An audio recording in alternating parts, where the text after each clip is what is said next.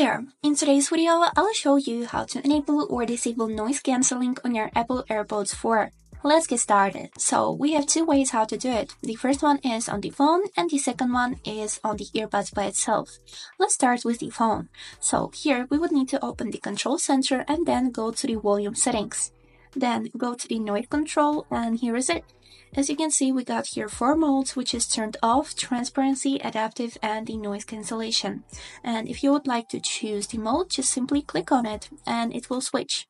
Now let's move on to the earbuds. So to switch between the modes with the help of controllers, you would need to put your earbuds in your ears because without the sensor triggered, it won't work. But I'll trigger it with my finger and show you how it works. So we would need to find this controller, which you can see on the leg of your earbud, and this part is more flat than the other. And now to use it, we would need to just hold it for a few seconds until you'll hear a chime in your ears or the mode switch on your phone. Let me show you. So I'll hold the controller and the mode has switched to the transparency. Now let's hold it one more time and it has switched to the noise cancellation, and this is how it works. So if you would like to disable the noise cancellation, switch it to the transparency, and this is it for today. I hope this video was helpful for you and thank you for watching.